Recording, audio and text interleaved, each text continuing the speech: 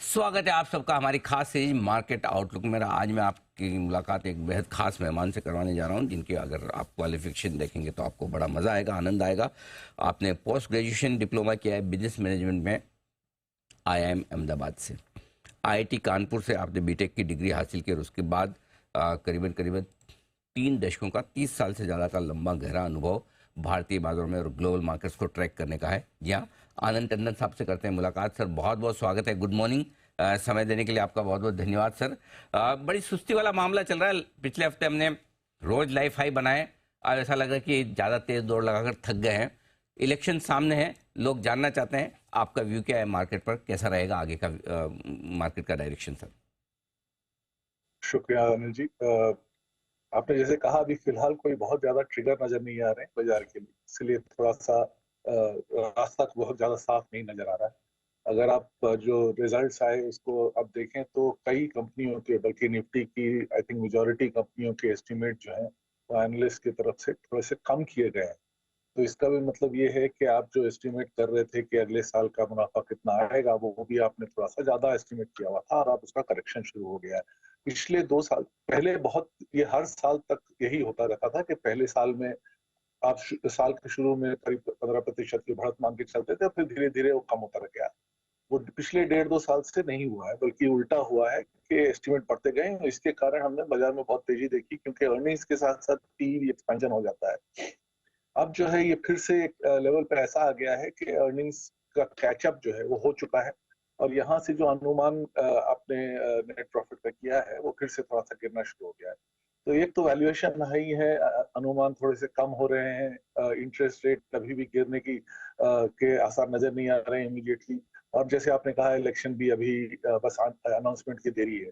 तो इस वक्त कोई खास अपसाइड का ट्रिगर नजर नहीं आता, और इसके कारण बाजार या तो इसी लेवल पर रहेगा, या अगर कोई इंटरनेशनली कोई नेगेटिव बदलाव आता है तो शायद यहाँ से थोड़ा गिर भी सकता है। तो फिलहाल कोई बड़े ट्रिगर नहीं है, नतीजे आ चुके हैं एक कंपनियों के, दूसरे आने बाकी है चुनाव के। अब चुनाव की तारीख की घोषणा भी होने की तैयारी में है सर।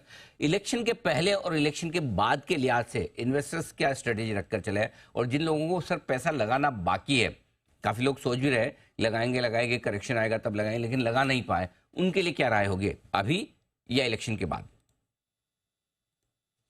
नहीं, देखिए अनिल जी, फाइनली अगर कोई निवेशक है तो उसको इसके लिए, कोई इवेंट के लिए रुकना ठीक नहीं है। इसका मतलब ये नहीं कि आप एक ही दिन में सारे पैसे लगा दें। अगर आप नए निवेशक, आपको शुरू करना चाहिए, और हमेशा ऐसे कोई ना कोई क्षेत्र रहते हैं जो फिलहाल आउट ऑफ फेवर है। जैसे इस वक्त banking finance, specially private sector bank out of favour है। आप उनका वैल्यूएशन अगर देखें तो हिस्टोरिक वैल्यूएशन से कुछ हद तक नीचे के स्तर पे चल रहे हैं। एचडीएफसी में काफी सारा बदलाव आया है, और इसके कारण लोगों को ये कुछ हद तक अनुमान ये है कि 1 साल और तक शायद अर्निंग्स बढ़ेंगी नहीं या मार्जिन बढ़ेंगे नहीं। वो हो सकता है नहीं हो, लेकिन अगर आप निवेशक हैं तो आपको बढ़िया कंपनी तभी मिलेगी जब उसमें कुछ ना कुछ खोट है। अगर सब चीज बढ़िया चल रही है तो बहुत हाई वैल्यूएशन पे मिलती है। तो जो वैल्यूएशन जब आपको नीचे मिलते हैं तो उस समय देखना चाहिए। और इसके लिए पोर्टफोलियो में आपको शुरू कर सकते हैं आप किसी भी वक्त। जहां तक बात हुई इलेक्शन की, इलेक्शन एक इवेंट है, उसमें एक इवेंट रिस्क जरूर रहता है। तो पोर्टफोलियो में कुछ हद तक आप या तो पुट्स लेके चलें या उसका कुछ वेटेज थोड़ा सा कम कर लें, क्योंकि इस वक्त जिस तरह का अनुमान है बाजार का, वो ऑलमोस्ट आप समझ सकते हैं 95% यही अनुमान है कि करंट गवर्नमेंट फिर से वापस आ जाएगी। वो पूरी तरह से डिस्काउंट हो चुका है, तो यहाँ से उसके कारण नया अपसाइड मिलना थोड़ा सा मुश्किल है। लेकिन अगर कहीं वो 5% का जो प्रोबेबिलिटी रहती है, वैसा कुछ आ जाता है कि आपको मेजोरिटी उतनी जितना अनुमान है उससे कम मिली, या कुछ और फेरबदल हो गया, तो गिरावट काफी हो सकती है, बिकॉज मार्केट काफी पॉइंट है ये सोच के कि करंट गवर्नमेंट ही आएगी। तो एक हद तक आपको थोड़ा सा प्रोटेक्शन मार्केट के अराउंड लेना चाहिए।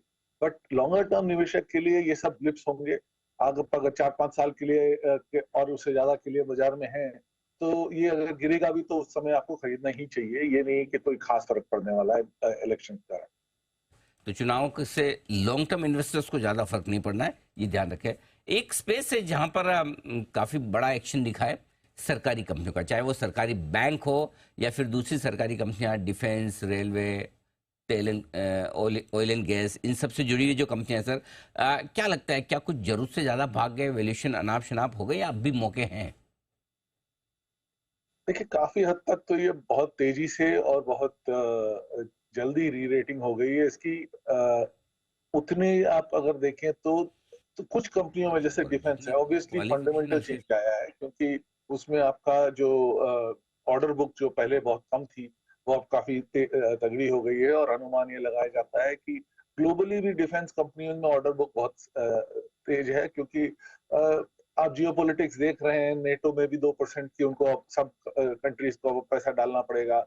इसके कारण इंडिया से बाकी कंट्रियों में शायद एक्सपोर्ट बेहतर हो सकता है। तो एक्सपोर्ट की संभावना, अपने खुद की ऑर्डर बुक, दोनों में बढ़त आई है। तो इसलिए कुछ क्षेत्र हैं जहां पर ये सही है कि बढ़ना चाहिए, क्योंकि बिजनेस आउटलुक बढ़ गया है। लेकिन उसके बावजूद ज्यादातर कंपनियों का ग्रोथ 15, 20, 25% से ज्यादा नहीं हो सकता। तो ऑर्डर बुक डबल होने का मतलब ये नहीं कि शेयर प्राइस 3 गुना हो जाए, क्योंकि आपको ये अगले 3-4 साल का ही दिखेगा। और उसके बाद किस तरह का निवेश आएगा या किस तरह का इन्वेस्टमेंट उसमें करना पड़ेगा, क्योंकि वो पूरी टेक्नोलॉजी वॉर की चेंज हो रही है। और कई हद तक जो प्लेटफॉर्म आज के दिन हम बना रहे हैं, वो कुछ बहुत सालों तक मतलब उतना फायदा आपको शायद छोटे प्लेटफॉर्म से मिलना ज्यादा पॉसिबिलिटी है। तो ये तो बात डिफेंस की रही। बट बाकी पीएसयूज में, जैसे पीएसयू बैंक्स जो हैं, वो सिक्लिकल टॉप पे है मेरे हिसाब से, क्योंकि वैल्यूएशन के हिसाब से, क्योंकि उनका पोर्टफोलियो आज के दिन बढ़िया है। बट मुझे फंडामेंटली कुछ खास चेंज नहीं लगता है कि उनमें ऐसा कोई क्रेडिट रिस्क इवेल्युएट करने का मेथड बेटर हो गया, या उनके मैनेजमेंट में कोई बहुत खास बदलाव आ गया। हाँ, ये बात जरूर है कि एनेक्डोटली आप कह सकते हैं कि प्रेशर नहीं आ रहा है गवर्नमेंट से गलत लेंडिंग करने का। लेकिन उसके कारण आप कितना उसको वैल्यूएशन देंगे, वो आपके ऊपर डिपेंड करता है। मेरे हिसाब से ज्यादातर पीएसयूज जो हैं इस वक्त काफी महंगे हैं, और ये क्षेत्र जो है थोड़ा सा रिस्की लगता है। बिल्कुल, थोड़ी सी रिस्क ज्यादा है, शेयर महंगे हैं, तेजी अच्छी खासी हो चुकी है, तो ऐसे में रुकें, थोड़ा सा इंतजार करें। लेकिन जब कभी भी हल्का फुल्का करेक्शन आए, तो क्या खरीदना पसंद करेंगे, कहाँ आपकी नजर है सर? जैसे मैंने कहा अनिल जी, अभी भी क्षेत्र ऐसे हैं जहां पर गिरावट है, क्योंकि नियर टर्म आउटलुक बहुत अच्छा नहीं है। तो जैसे प्राइवेट सेक्टर बैंक्स हैं, कुछ हद तक कंज्यूमर, अब कंज्यूमर ड्यूरेबल्स में आपको साफ नजर आ रहा है कि वहां पे प्रेशर है। कंज्यूमर स्टेपल्स के नतीजे बहुत अच्छे नहीं आ रहे हैं, लेकिन कुछ कंपनियां वहां पे हैं जहां पे नतीजे फिर से थोड़ा सा बेहतर होने लगे हैं। कुछ कंपनियां ऐसी हैं जहां पे स्ट्रक्चरल इंडस्ट्री में चेंज हो रहा है, जैसे एशियन पेंट्स जो है, उसमें काफी अच्छी खासी गिरावट आ गई, क्योंकि नए प्लेयर्स आ रहे हैं। लेकिन आप ये ध्यान रखें कि अगर आपने 2-3% का मार्जिन कम भी कर लिया एशियन पेंट्स में, जो अनऑर्गेनाइज सेक्टर है वो अभी भी इतना बड़ा है पेंट्स में, कि 2-3 प्लेयर आने के बावजूद मुझे नहीं लगता कि उसमें मार्केट शेयर का फाइट है, बल्कि स्लो डाउन जरूर हो सकता है। तो अगर आप स्लो डाउन लेके और मार्जिन थोड़ा कम करके भी करें, तो एशियन पेंट जो आज के दिन फॉर एग्जांपल पिछले अगर 5 साल का आप एवरेज लेके चलें, वो 50 P पर चलता है, वो उस लेवल पे फिर से वापस आ गया है। तो इस तरह की कंपनियां, जैसे मैंने कहा, जब प्रॉब्लम होती है तो उसी समय आप ले सकते हैं। ये मैं रिकमेंडेशन नहीं के तौर से नहीं कह रहा हूँ, सिर्फ ये कह रहा हूँ कि इस वक्त जो नियर टर्म आउटलुक खराब है, लेकिन कंपनी फंडामेंटली स्ट्रांग है, उस कंपनी में आप जरूर थोड़ा ध्यान लगा सकते ओके, तो ये आपके लिए, जहां अच्छे वैल्यूएशन है, फंडामेंटल्स मजबूत है, वहां खरीदारी करने की राय टंडन साहब की तरफ से आती हुई दिख रही है। सर, बहुत बहुत धन्यवाद आपका समय देने के लिए, और विस्तार हैं। से बाजार के डायरेक्शन पर हमारे दर्शकों से बातचीत करने के लिए, और साथ ही सेक्टर्स पर अपना आउटलुक भी देने के लिए। आनंद टंडन साहब।